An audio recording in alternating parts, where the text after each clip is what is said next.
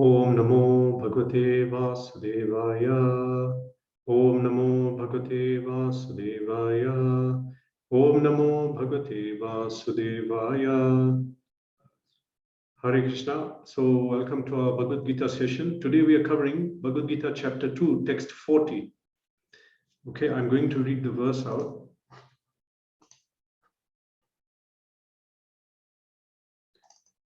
This is actually a new section we're covering. It's going a little bit deeper than so far what we've been covering. So far we spoke about the soul, and the topic was called Sankhya. Now we are going to a different section of Gita. It's a little deeper. Okay, I shall share.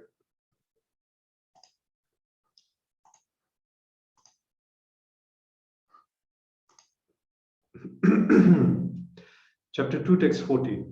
Neha Vikrama Narshvasti Pratyavayo na vidyate Swalpimapyasya dharmasya trayate mahato bhayat.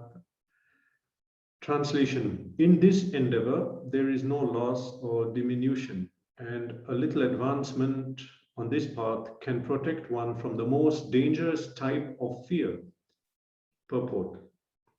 Activity in Krishna consciousness, or acting for the benefit of Krishna without expectation of sense gratification, is the highest transcendental quality of work. Even a small beginning of such activity finds no impediment. Nor can that small beginning be lost at any stage. Any work begun on the material plane has to be completed. Otherwise, the whole attempt becomes a failure. But any work begun in Krishna consciousness has a permanent effect, even though not finished. The performer of such work is therefore not at a loss, even if his work in Krishna consciousness is incomplete. 1% done in Krishna consciousness bears permanent results, so that the next beginning is from the point of 2%. Whereas in material activity, without 100% success, there is no profit. Ajamil performed his duty in some percentage of Krishna consciousness, but the result he enjoyed at the end was 100% by the grace of the Lord. There is a nice verse in this connection in Srimad Bhagavatam, Canto 1, Chapter 5, Text 17. Tyaktva swadharmam charanam bhujam hare bhajan pakvota pate tato yadi yatra kvava bhadram abhudamushyakim ko vartapto bhajatam swadharmatah. Translation. If someone gives up his occupational duties and works in Krishna consciousness and then falls down on account of not completing his work, what loss is there on his part? And what can one gain if one performs his material activities perfectly? Or as the Christians say, what profiteth a man if he gain the whole world, yet suffer the loss of his eternal soul? Material activities and their results end with the body, but work in Krishna consciousness carries a person again to Krishna consciousness, even after the loss of the body. At least one is sure to have a chance in the next life of being born again as a human being, either in the family of a great cultured Brahmana or in a rich aristocratic family. That will give one a further chance for elevation. That is a unique quality of work done in Krishna consciousness. Namo Vishnu Padaya Namo Om Vishnu Padaya Krishna Prishthaya Bhutale Shrimate Bhakti Vedanta Swami Iti Namine Namaste Saraswati Devi Gauravani Pracharine Nirvishesha Shunyadi Paschate Deshatarine Jai Shri Krishna Chaitanya Prabhu Nityananda Shri Advaita Gadadhara Shri Vasadi Gaura Bhaktavinda Hare Krishna Krishna Krishna Hare Hare Hare Ram, Ram Ram, Hare Hare. I'll again read the verse. It is customary before we begin. Neha Vikrama Narshvasti Pratyavayo na vidyate Swalpamapyasya dharmasya trayate mahato bhayat. Translation. In this endeavor, there is no loss or diminution, and a little advancement on this path can protect one from the most dangerous type of fear. so far we have been reading about the soul, so many verses, because the section of Bhagavad-gita we were covering was called Sankhya. We discussed Sankhya Yoga. So in that system, the person who wants to advance, he simply studies about the nature of the soul and tries to understand that I am the soul, I am not the body. He just tries to understand that. And there's also generally those who do Sankhya, they're not going to be engaged in work. They'll not be doing their prescribed duties, karma.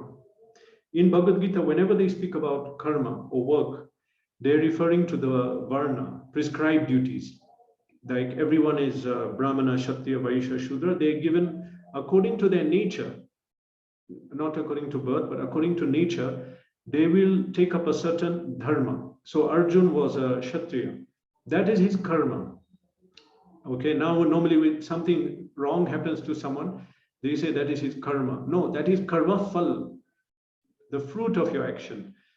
But the karma, the action, is according to our varna. Okay, so in Sankhya system, if we want to realize God, then we don't do karma. We renounce the work and we simply try to understand what is soul, what is God, through reading, speculation, thinking, like that. Now, we are on text 2.40. Okay, now if you read the verse, what does it say? It says,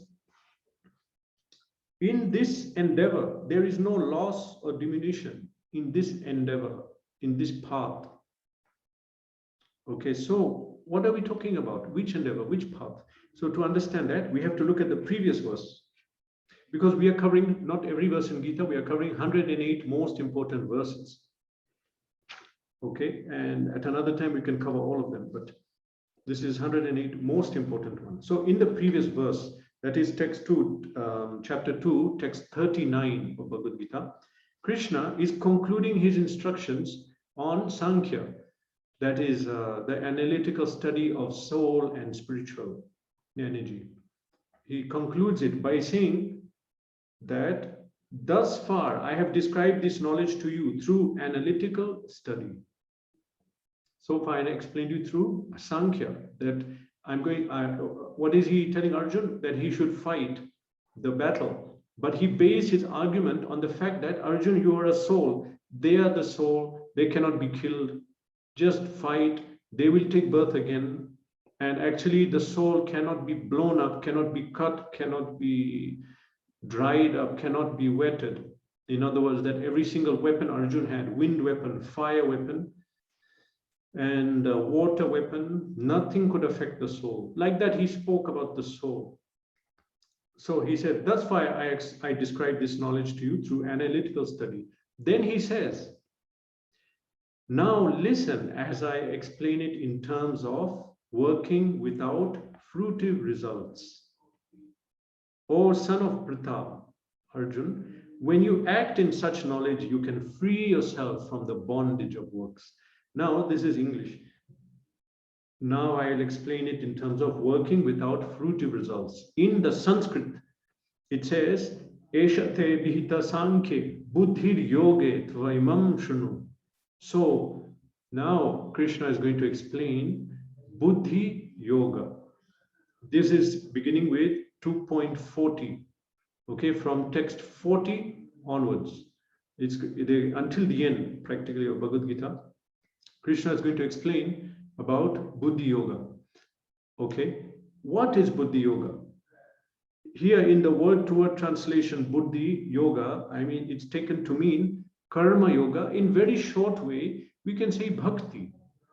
Okay, but specifically, what does it mean? So Krishna so far spoke to Arjuna and said that he gave the argument that you are a soul, they are a soul, so you cannot kill them, you'll only kill their body.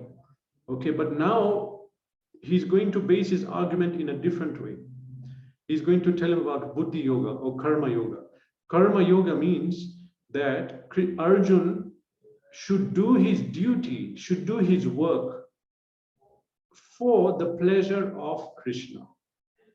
Okay, in Sankhya Yoga, he gave up in the previous section, he told Arjun, I mean, he didn't say it, but the meaning is like that you don't have to work, don't do anything. In other words, Sankhya, how to realize God through Sankhya, by understanding I am a soul and studying about that. But another way to realize God is you do your duty for the pleasure of God. Okay, how do you do that? Basically, it means that you do your varna, Brahmana, Vaishya, Kshatriya, and Shudra. Now, you might say that, but these varnashram is not there now. Yes, well, ISKCON has that mission to re-establish. But even then, what is our duty? Our duty is varnashram. Also, duty is what the Guru orders. So Guru, if you take Diksha, he orders you, and that is same as varnashram duty. So we can, that is also considered a duty. Okay, so now there's a perverted varnashram in the sense that someone is working as a doctor, IT professional, all these things. This is not varnashram, but that somehow we can apply this principle to that. Okay, but varnashram, that's another long topic we'll cover sometime. Actually, varnashram has to be there in human society for them to advance. So now let me go back to the main point, that Krishna will tell Arjun, based on Buddhi Yoga, that he should fight. What is Buddhi Yoga? Buddhi Yoga means basically bhakti. In other words, he's telling Arjun, that you should do your duty, you should fight for my pleasure. He says, for me. So those who do their duty for Krishna, that duty does not bind them. Otherwise, if someone does karma, they'll get karma phal, a reaction. So people want to stop karma. They say, I want to give up work. I want to renounce. But if you do the work for Krishna, that means varnashram, by the way. It doesn't mean that you do your dentist job for Krishna. That doesn't work. So if you do your varna for Krishna's pleasure, then that is also called karma yoga. If you realize that Krishna is supreme, okay, and I'm going to, okay, someone has a question. Okay, generally we'll take questions at the end, okay, but okay, do you want to, is that okay, or you want to ask something particular for now? You can, okay, you can ask me, or is that? No issues, Prabhuji. We will ask at the end. Okay, you can all note your questions, then you can ask me at the end. Yes, yes. All right. Okay. So I'll continue that, as I said in the beginning, actually we are going deeper now.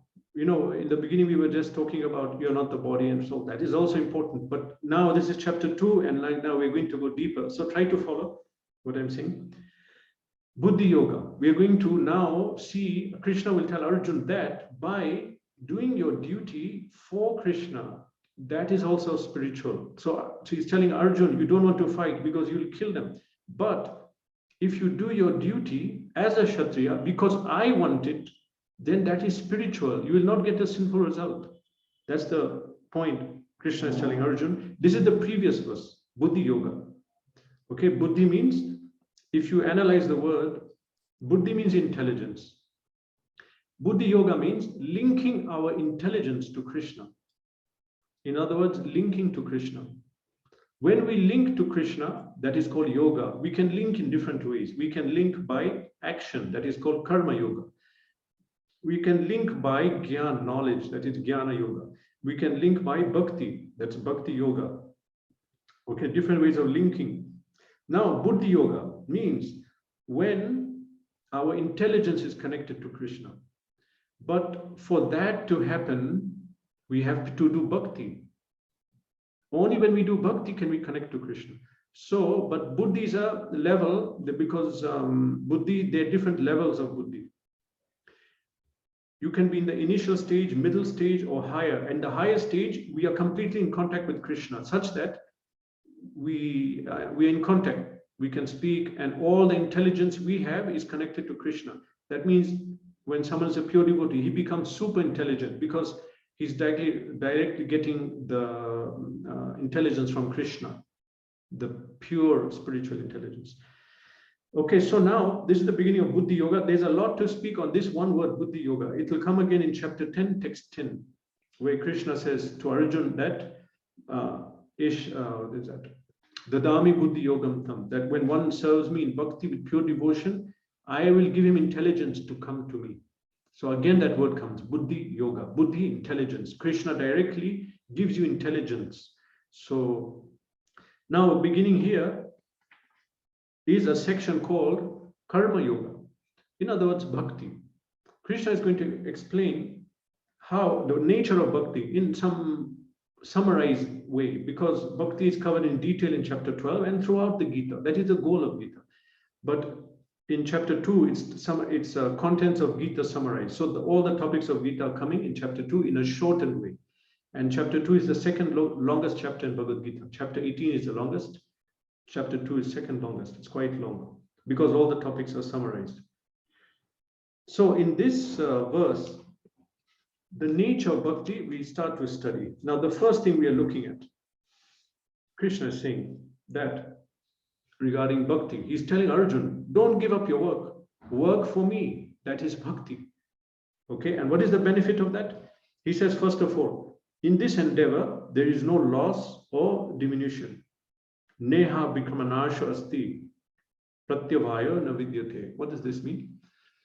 There is no loss in the sense that, you see, when we do any material activity, for example, somebody studies very highly, he gets a PhD, he gets a lot of material knowledge, a lot of abilities, okay?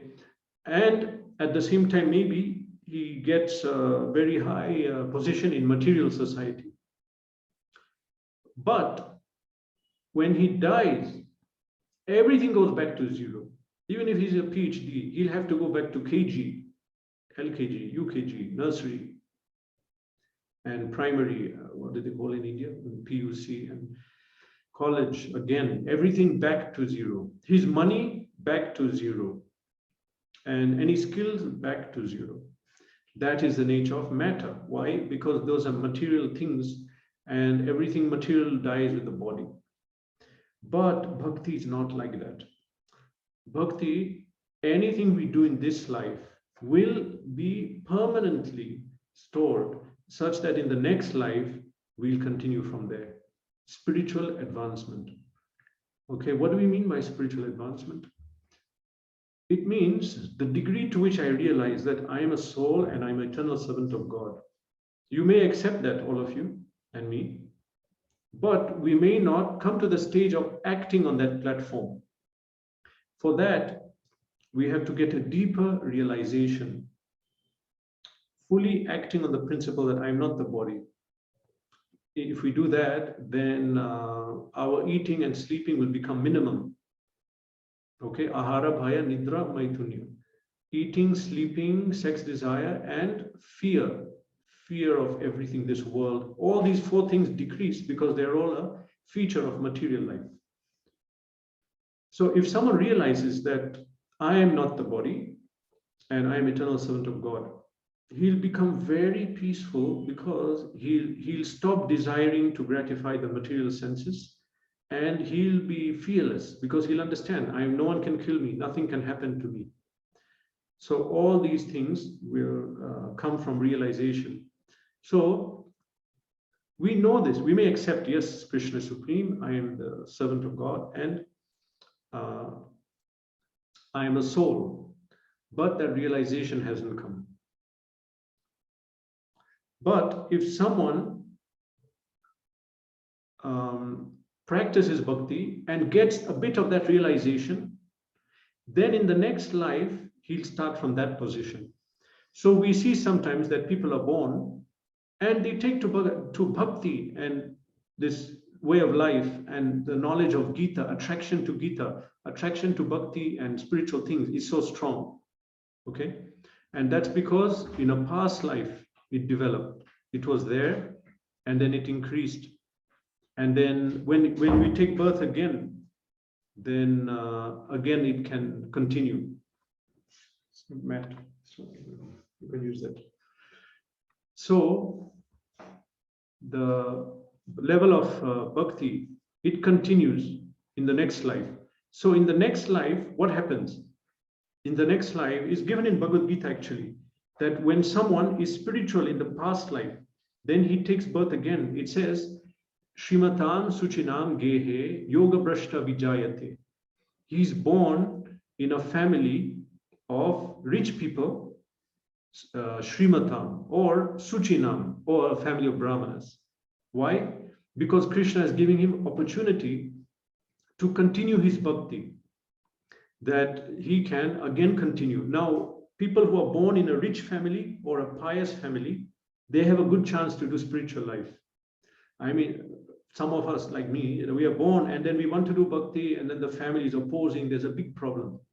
Not now they're okay. But that's the issue. If someone is not born in a pious family. So when we are born in a pious family, that's due to past action, that we did do some bhakti in the past life. So some attraction is there and some propensity, inclination. Or if you're born in a rich family, we don't have to struggle for our necessities. So Bhagavad-gita says that Shrimatam Suchinam Gehe Yoga Brashta Vijayate, that if one is unsuccessfully on the path of spirituality, in the next life he takes birth in a rich family or family of rich aristocracy. However, Bhagavad-gita goes on to explain, if he practiced bhakti very deeply, intensely, and he did not finish, not a little, but very deeply, then what happens? It says that, it said, Atava yoginam kule bhavati dhimatam etadhi dullabhataram loke janma yat idrisham. That he will take birth in a family of transcendentalists. That means the family he takes birth in, everyone is practically liberated or pure devotees. So that is if someone really practices bhakti intensely, because our birth is dependent on what is our desire. Now our desire is, okay, I want to attain Krishna, and we live like that, and all our actions are according to that. What we read, what we eat, what we do, what we think, we live our life according to that. So in that case, Krishna gives you what you want. Okay, so you continue in the next life. So now in the purport, Prabhupada explains here. He says that fortunately, okay, let's little before that. By the grace of the Lord, there are still families that foster transcendentalists generation after generation. We find there are families where everyone who is born becomes a pure devotee. Example, there was a Maharaj called Govind Maharaj. He was in ISKCON, origin from Orissa, and his father, grandfather, great-grandfather, all of them were pure devotees, all of them took bhakti, all of them were preachers. He himself met Prabhupada. Within 6 months, he took first Diksha, second Diksha, then Sannyas, all in a year, 1 year. And then everyone was opposing Prabhupada. They said that he just came. Prabhupada, what if he goes away? We should not. Then Prabhupada said, no, he's not new. You are new. He's not new. They couldn't understand. He's new. He just came. But Prabhupada could understand. He's an advanced devotee. So Prabhupada, they are families with transcendentalists. Now, Prabhupada says, fortunately, both our spiritual master, Om Vishnupad Sri Srimad Bhakti Siddhanta Saraswati Goswami Maharaj, and our humble self had the opportunity to take birth in such families by the grace of the Lord. And both of us were trained in devotional service of the Lord from the very beginning.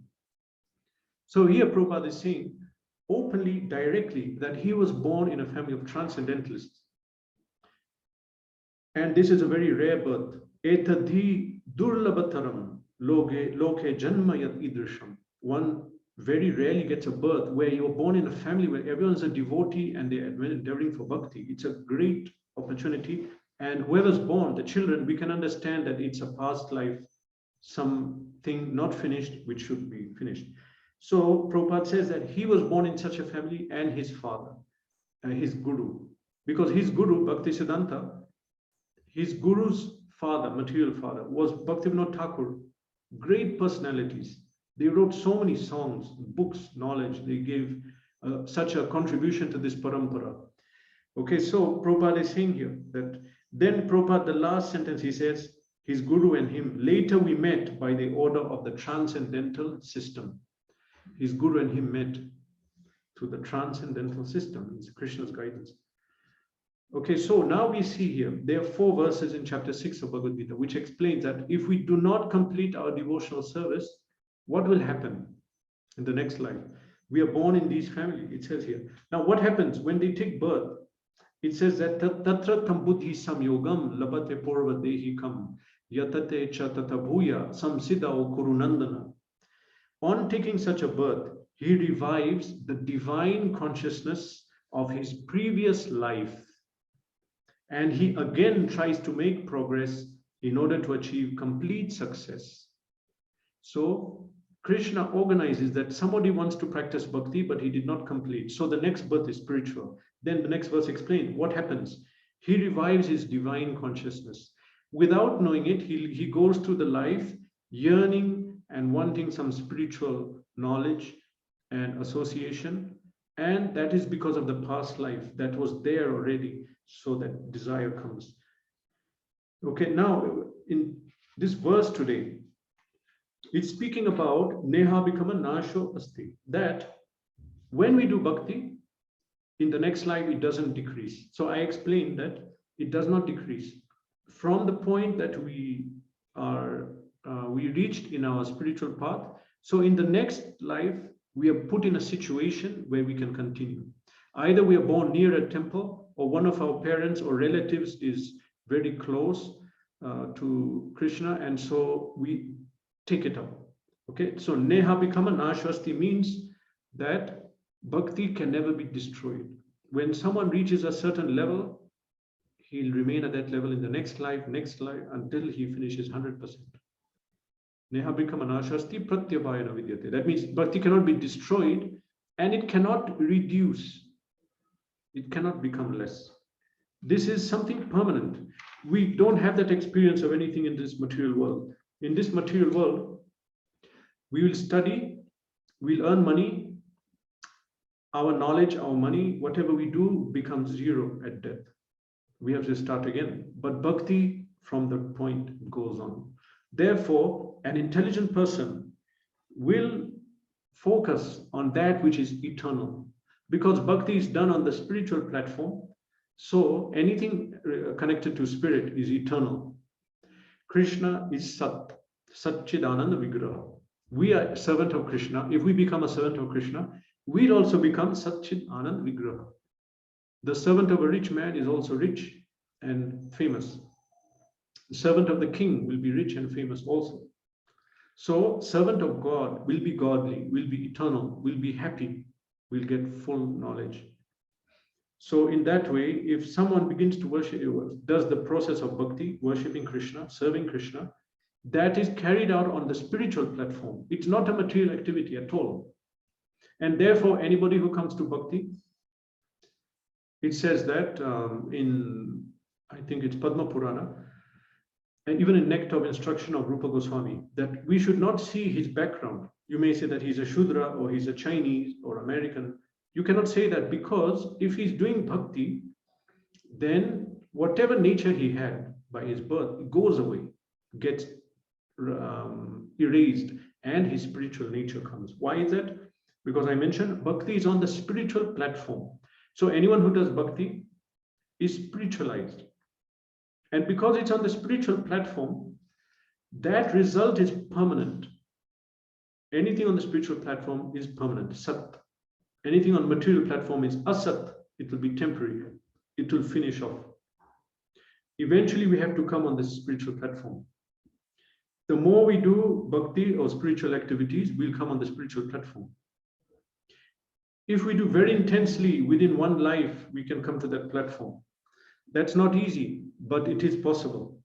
It is, Prabhupada has mentioned this point. Okay, so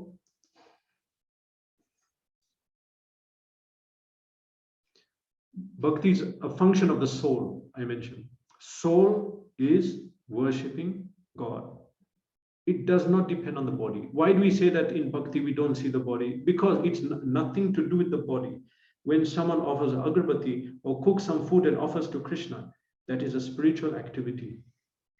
And because it's spiritual, I mentioned, it will remain for eternity. Whatever small thing we do in bhakti, it will remain.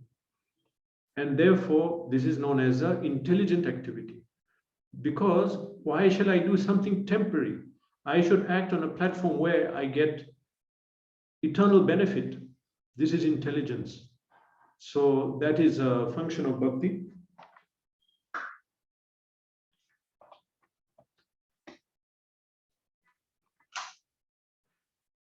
And therefore, here it says that anyone who does bhakti, that result never goes away.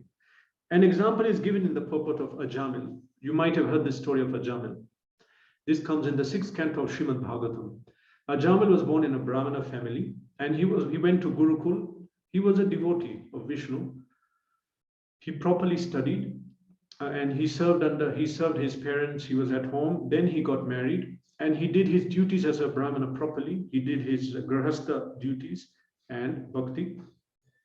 Then one day he went to the forest to pick wood, to get wood under order of his guru. While returning, he saw, it's mentioned there, a Shudra. When they say Shudra, that means a person who is not at all engaged in any Krishna conscious or spiritual activity in their life and has no faith in that, which is practically 99% of the population today, maybe 90. So he saw a Shudra embracing a half-naked woman, and they were both drunk. So now, because he had all this time in his life, he had practiced spirituality so nicely, he was spiritualized and good consciousness. But because he did not complete the process, his material desires again awakened, his lust awakened. So he got very disturbed. Then after some time, he decided to remove his wife from his house and ignore his parents. And he brought that prostitute and married her and had children with her and gave up his duties of spirituality and his Brahminical past, his duties. And so what happened? He degraded, he became very sinful, and to get money, to get more and more money, he did sinful activities. So because of that, he was marked by Yamaraj to go to hell.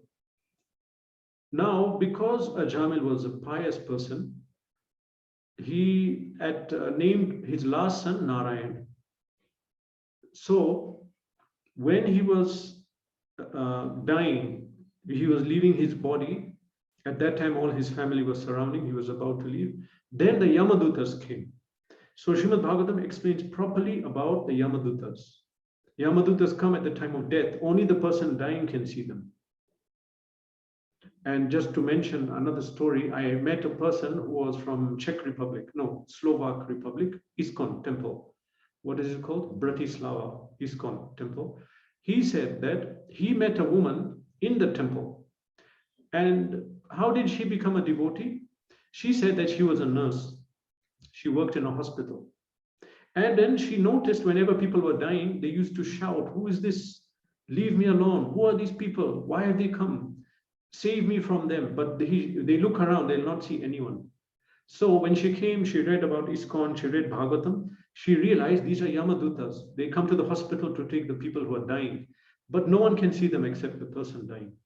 So she realized this is a path of knowledge. They have deeper knowledge. So in the Bhagavatam, the section she read is what I'm talking about. The Yamadutas, they look very horrifying. Their hair is straight like spikes, and their face is deformed. It's not like a normal face. It's deformed, like eyes, nose, it's messed up, and many other details. So these Yamadutas came to take Ajamil, and he got so scared that he shouted his son's name, and his son's name was Narayan. Because he shouted the name of Narayan, Vishnu Dutas came, Vishnu servants, and they warned the Yamadutas, you cannot take him. He said the name of Vishnu. They said, but this person is sinful. This is a true story. It's in Bhagavatam. It happened. And the city is called Kanauj. It's still there in North India, I think Uttar Pradesh. So the Yamaduta said, this person is sinful. You know, and we know what he did his whole life. He has to go to hell. The Vishnu Duta said no. He shouted the name of Vishnu at the time of death. So in this way, the Vishnu Dutas are more powerful. Then they told the Yamadutas, you cannot take him. So, but Ajamil could not go to Vaikuntha. He's not pure, but he was saved from hell just by shouting Narayan.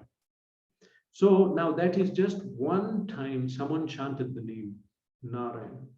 But it's given in Shastra that the name of Krishna is more powerful. No, the name of Ram is more powerful than Vishnu. The name of Krishna is more powerful than Ram. This is given in Nectar of Devotion, taken from one of the Puranas. That means if we chant Hare Krishna mantra, or if we chant even the word Krishna, it is so powerful that if we chant it purely without aparad, it can destroy more sins than we can commit in this life. It's mentioned. But we have to chant it purely. And that means we have to avoid the Dashavida Nama Aparad, which is given in the Nectar of Devotion in detail. These are little high topics, sorry, but I mentioned that now we are going to go to a higher level because we are on chapter 2.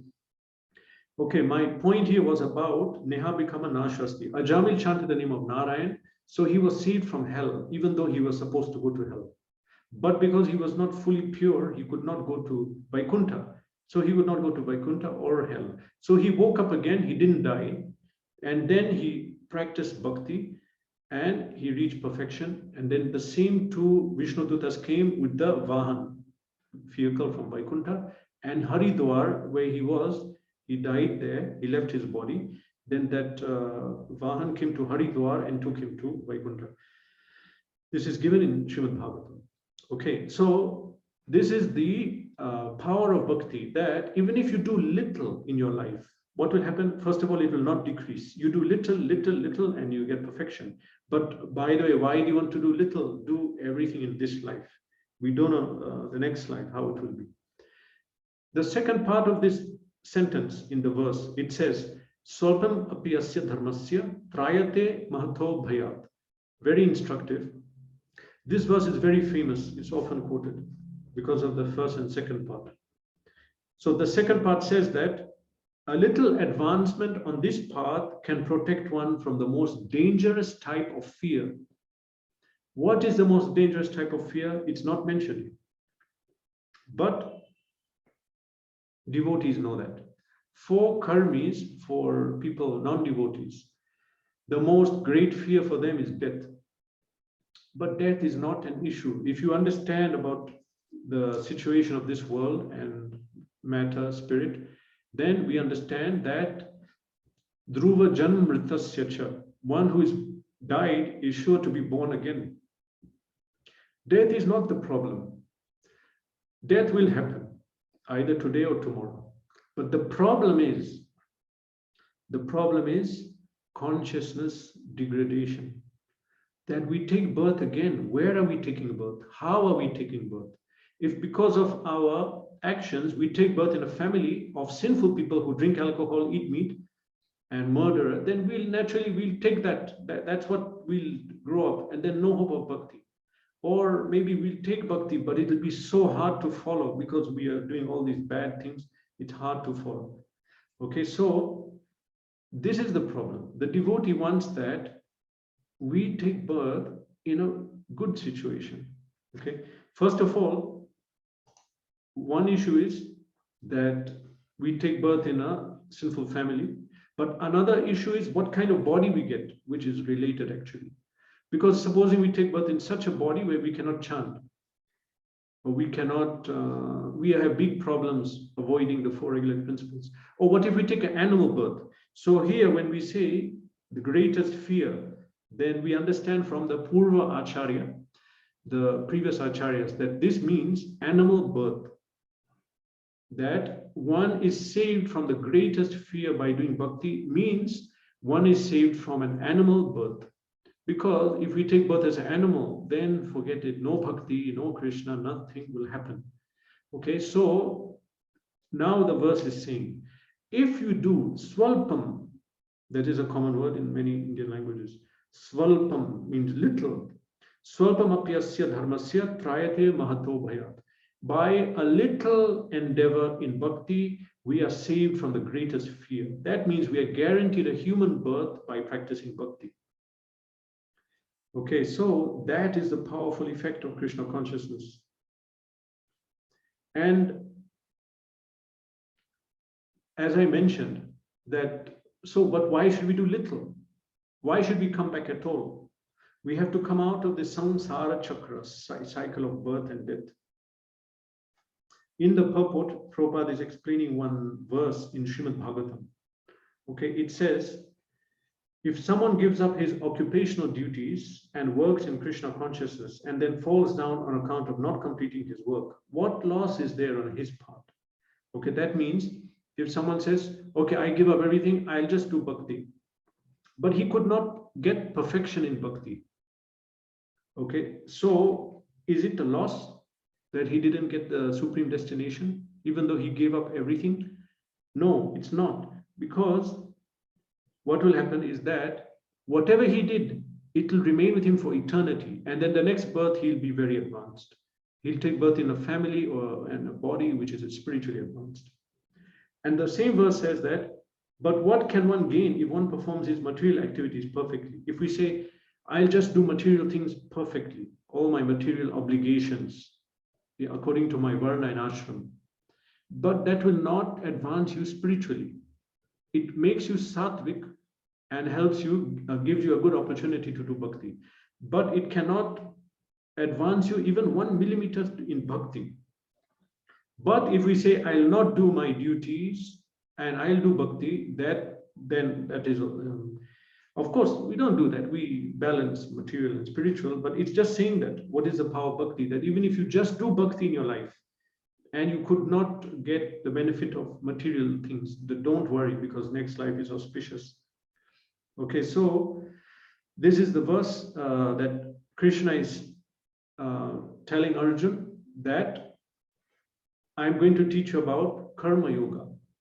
Karma yoga means that we act for the benefit of Krishna. Any action we do for Krishna, it's bhakti. So in that sense, what will happen? First of all, you will advance, and whatever you advance in, it will remain with you. And second thing is that if you do bhakti, you're guaranteed a human birth in the next life. A human birth, not only human birth, but in a situation where we can continue our bhakti. So this is the glory of bhakti. And in this text of chapter 2, text 40, this verse is quoted a lot because it's explaining such a unique quality of the work done in Krishna consciousness. It says here in the last sentence, if I quote last two sentences, Prabhupada has written, at least one is sure to have a human birth, either in a family of a great cultured Brahmana or rich aristocratic family that will give one a chance to further elevate himself. That is the unique quality of work done in Krishna consciousness, such an auspicious activity. Why don't we fully use our time and everything and make sure that we practice Krishna consciousness properly in this life? Okay, and don't look at the life, look at day by day. Day by day, we have to incorporate Krishna consciousness properly because this is eternal benefit. And material activities we do, they're important, but we have to understand that they'll finish with this body. So we have to do enough that we survive and we are not inconvenienced in this material existence. But spiritually is where all our intelligence, energy, time, everything should go in that direction. And we do some basic material activities for survival because I have a material body, I'm in the material world, I'm not pure, so I have to eat, we'll do that. But we should make spiritual life, Krishna consciousness, an important component in our life because it is the unique quality of work which will benefit us eternally. Okay, so Hare Krishna, I'm going to end here. Okay, if anyone has any question, you can ask me. All right, I'll just do that either by chat or you can ask me. All right, and I hope you can just interrupt me and ask while I'm speaking. maybe Deep, you had a question, you can remember, if you remember. And as I said, that it will get a little more deeper. I hope it's not going to be too much above your head. You ask me questions if you need. Okay.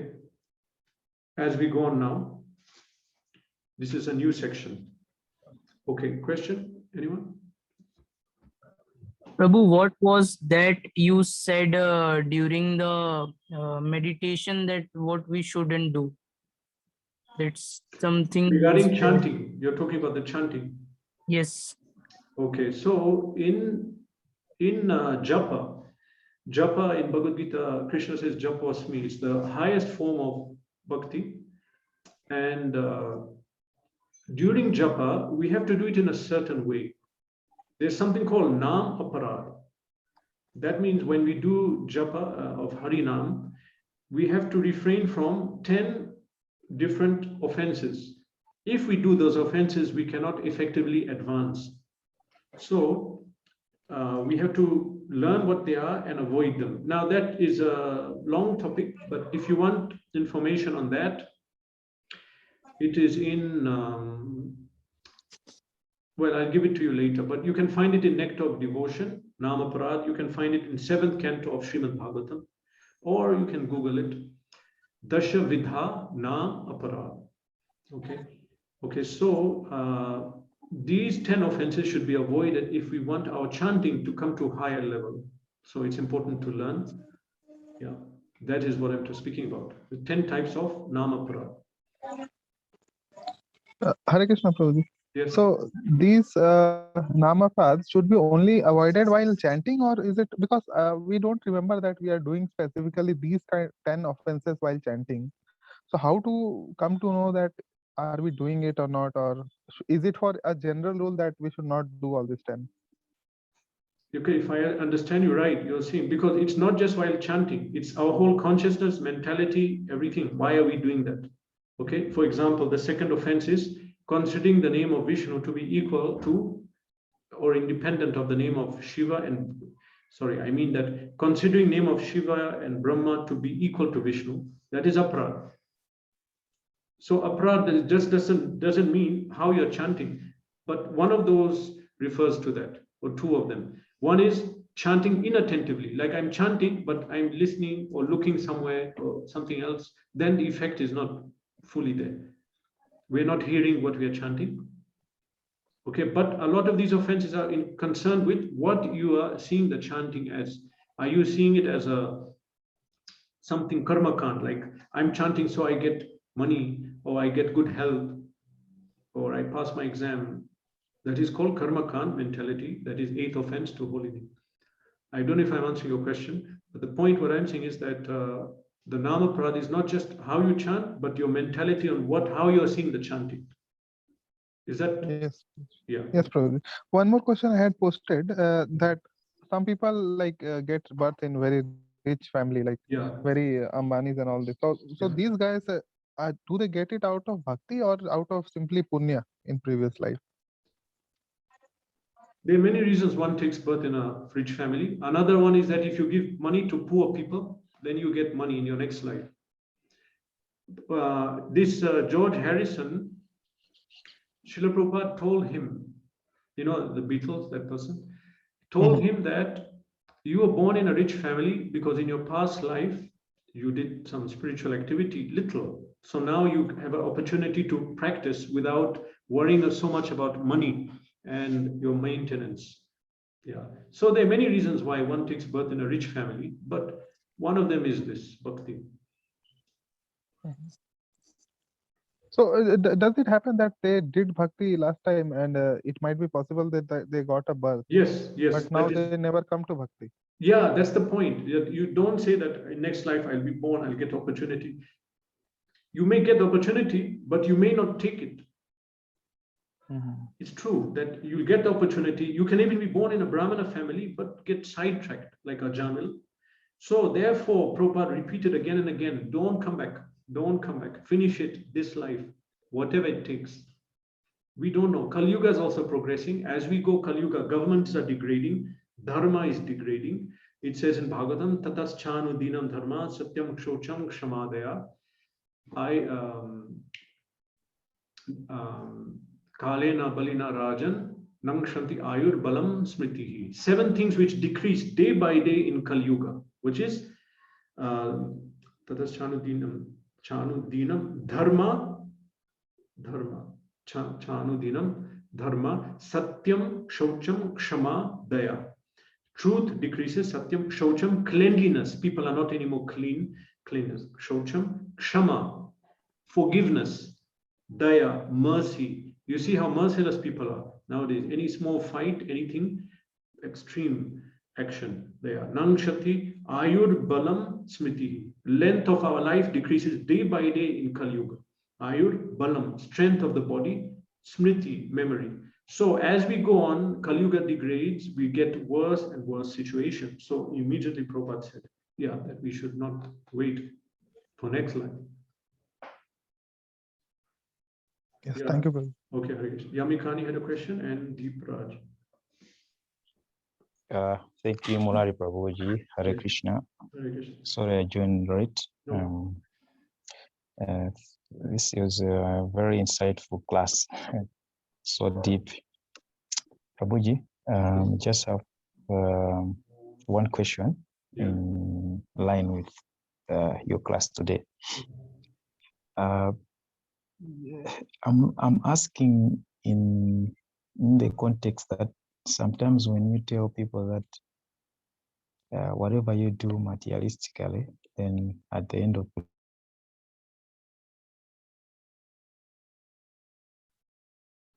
I can't hear you. The sound just got. Can you repeat it? Are you able to hear me? Now I am, but in between it got cut off. Okay, so I can start again. Yes, the please. question? Yeah. Okay.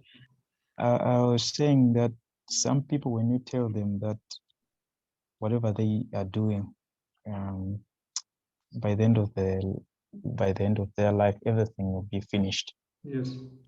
Just like what is being said by Krishna in Bhagavad-gita. Yeah. But again, there's this word which Srila Prabhupada uses, that you have to complete your work like in material world, or else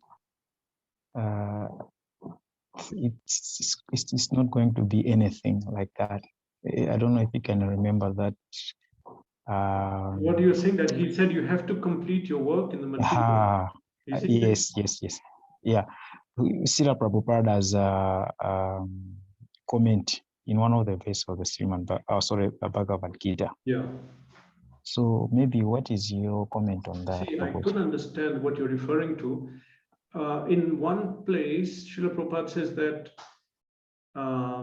in the beginning of devotional life, we have a material and spiritual side. And so we don't immediately stop the material. Gradually, because our spiritual side is not developed and there'll be a conflict. That is one place I remember he said. And so it's true that as long as we have material desires and desires of the body, our method is not to leave everything. No, as Krishna told Arjuna, whatever the situation you're in, you now do everything for Krishna. Okay, at some time, some people are advanced, then they may devote fully. That option is also there. But as long as we have material desires, then we continue and we engage them in, in this material world.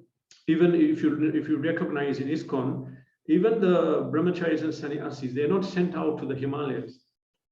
We remain here in the material atmosphere, and same car, house, everything we use for Krishna. Then it's spiritualized. I don't know. I don't know if I got your question right. Otherwise, obligations, material obligations, they are removed, no more there if one fully surrenders to Krishna. But then not everyone can fully surrender immediately. That's the point. So at the proper time. Yeah, okay. Thank you, Prabhu. I think I didn't phrase the question properly. Otherwise, you can just ask me later, Yes, yes. investigate and tell me. Okay. Probably maybe in the question session next week. Yeah, sure. Coming Tuesday. Okay. Yeah. Hare Okay. Hare Krishna. Oh, sorry. Another just my last question. Yeah. To what you have your class today? Yeah. We see that some devotees are born in say poor family, which is like, okay, it's like an opposite of what is being said in the Bhagavad-gita. Devotees, nice devotees, high elevated devotees, some of them they are born in poor families. So how can you explain that? Well, if you see that verse that I was referring to, it said that if someone practices bhakti little, then he's born in a rich family. If he practices deeply a lot, then he's born in a transcendentalist family, Brahmana. Now, generally, people on the spiritual path, they do not want wealth, and it's a big, what do you put that? It's obstacle to bhakti. So Brahmanas willfully remain poor. That was in the past. They'll not accumulate because they know that will become bewildered. So if a devotee is born in a poor family, that's not it's not a disadvantage for bhakti. Because he's born in a Brahminical family or a spiritual family, that's a big thing. That's very good. So if you get money, there's very little. You may not do bhakti. I know people, they came to ISKCON because of suffering through money or some other thing. And that suffering brought them to Krishna. So when money comes, then it's a problem. So that's not a disadvantage. Yes, sometimes many times devotees born in poor family. If you see all our acharyas, whole line in any Vaishnava acharya, none of them are born in rich families. Maybe some of them, 6 Goswamis. But like Srila Prabhupada, but Siddhanta, they were not particularly wealthy in that sense. Okay. Thank you, Prabhu. Thank you. I wanted to ask one question. Yes, Nitin. I'm reading the ISKCON books, but while reading shloka, I don't find it as easy as reading English. So can you give me some tips on reading it fluently? You see, the shloka, if you're reading the Kannada version, the shloka is also written in Kannada script. So can you read that? Yes, Prabhu, I can read that. And then the pronunciation that you have to learn, it's the same as Kannada as far as I know. But if you look at the back of the book, if you want to use Kannada or English, at the back of Prabhupada's books, they give the pronunciations, how to pronounce it properly. Anyone who has a background, something in Hindi or that, actually even Kannada, Telugu, and Bengali, it's all the same alphabet, so very similar. But of course, some accent comes, that's true. So what you do, you look at the back of the book, and then that will teach you how to pronounce the verses. You probably know that anyway, I'll show you, you can see that. Yes, and that I'm seeing. Yeah, so then you can pronounce properly. Actually, to get self-realization and attain Krishna, it's not that we have to know Sanskrit or pronunciation, but it's good to know because it's purifying. It helps our advancement, and it's our culture, basically. Anybody who comes to ISKCON, this is our culture, so we should know it. So what are the tips? You look at that, and another thing is, you can hear people chanting it. For example, I have recordings of people chanting Bhagavad-gita. I play it, and all the verses are chanted, and we just hear it, and you hear it for so many times, then you just repeat it. So that's another very good way you can do. Okay, Prabhu, thank you. Okay. Hare Krishna, Prabhu. Hare Krishna, yes. If we consider, means if we look back, so Krishna said to Arjuna that whatever you do it for me. Means we need to do it for Krishna. Yeah. So at present scenario, at present situation, if someone is like, if a student, he is studying, or if a person, if he is doing his job, then how can studying or doing his job can be means how these things can be done for Krishna? How can be that done? Now that verse comes you're talking about, it comes after Patram Pushpam Phalam Toyam, 9.26. The next verse is 9.27. Yat karoshi yadashnasi yad juhoshi dadasi yat tapasyasi kaunteya tat krushva madarpanam.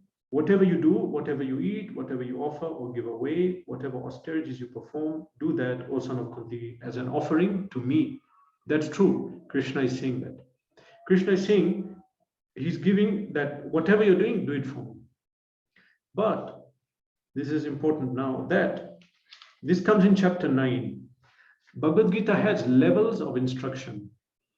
Okay, for example, in chapter 2, Krishna is telling Arjun, fight, do your duty as a Kshatriya. In text 31 to 37 in chapter 2, he says, Swarga dwaram apavritam, it will open the doors of heaven to you.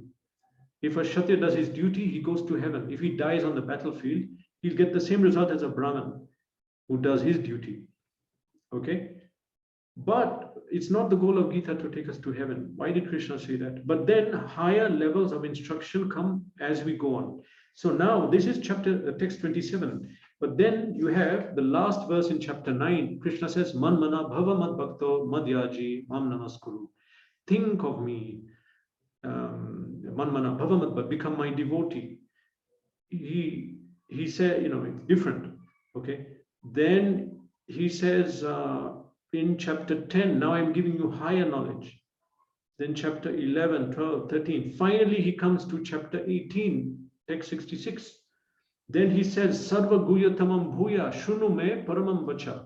Now he's telling Arjun, listen to my highest instruction. He says, Sarva guya tamam bhuya shunu me paramam vacha ishtu me siddham iti tato vakshami te hitam. He said, I'm speaking to you now, the most confidential knowledge of all. That means whatever we heard before is not on the same level. He's giving a highest. And what is that? Sarva dharman, of course, again, manmana, it repeats again. Then sarva dharman parityajya. Give up all activities, give up all dharma, just worship me. Okay, so that is, if someone uses that verse to say that, so whatever we are doing, we do for Krishna, that is bhakti. That is not a higher level of bhakti. But when people are new, we tell them that.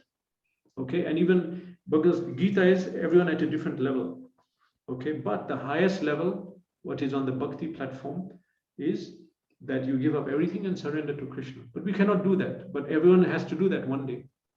I mean, even if the married person, then panchas urdham vanam rajet. At some point, at age 50, after, it says in Shastra, they should go to the forest. Panchas urdham vanam vrajet. Go to the forest means renounce. Even Prahlad Maharaj said, he said that hitva atmapatam griham mandhakopam vanam gato yadharim ashrayita. Go and surrender. But we cannot do that immediately. We have attachments. So we do it, we live through it, and then we have to renounce. Or as Prabhupada said, we can renounce even whatever age that one is ready. Okay. But the answer to your question is yes, Krishna says that.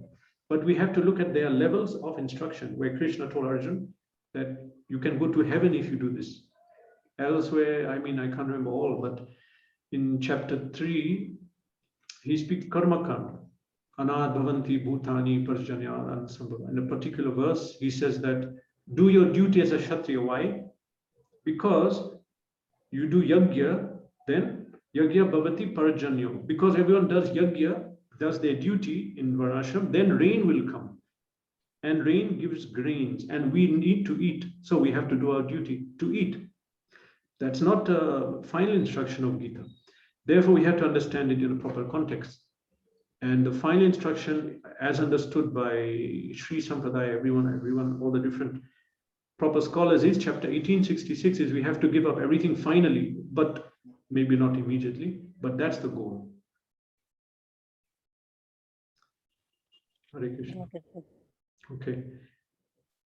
Okay, so I think that's it. Okay. So Hare Krishna. And Prabhu, one question I wanted to ask you. Nitin, okay, ask me. My friend in childhood, when you said fear, so I'm asking this question. Yeah. So in my friend, one of my friend in childhood, he used to say, I will hear some sort of voice like something like yeah, but nobody is there, like he used to fear Okay. for something like ghost or something. All right. So can practicing Krishna bhakti relieve him from that fear? Yes, if you read Krishna book, Prabhupada writes there in the chapter Krishna killing Putana demon, is in the beginning. There, Prabhupada lists the different types of ghosts. There are many, many actually. Garuda Purana lists Pishacha, Guhyaka, Yaksha, Rakshas. Then there's so many, Dakini, and there's so many types of ghosts. They've got their own different races, and they disturb the human people. But Prabhupada said that wherever there is constant chanting of the holy name, they cannot come. They cannot, because they derive energy from tamogun. They derive energy from people who are, example, meat eater, alcohol, tamasic, dirty place, or irreligious, wherever tamogun is dominant. They have more power there. Therefore, they have more power at night because tamogun is prominent at night. So, but wherever chanting of Hare Krishna is constantly done, and there are so many shastras, just shastras in the house is very powerful. Pictures of the Lord, forms of the Lord, they don't have energy there. It's difficult. Even if they come, it will be some minor thing. So your answer to your question is yes. If someone does bhakti, they come on Sattvagun, finally they come to Shuddha Sattva, spiritual platform, then they cannot be affected by this. Even if they are affected, but it's minimal. That's okay, Prabhu, thank you. Yeah. You can tell your friend to, I don't know what he's following, but if you tell him gradually, if he stops having meat, alcohol, smoking, illicit relation with women, these things, and chant Hare Krishna and read Bhagavad-gita, whatever problem he has with ghost will go. Okay, Prabhu, thank Okay, you. other details, if you take cow urine, mix in water and splash around the house, and light agarbatti, offer to Krishna and let that smoke pervade the house, again, these things all ward off these things. Okay. Okay, so Hare Krishna. Srimad Bhagavad Gita ki jai. Srila Prabhupada ki jai.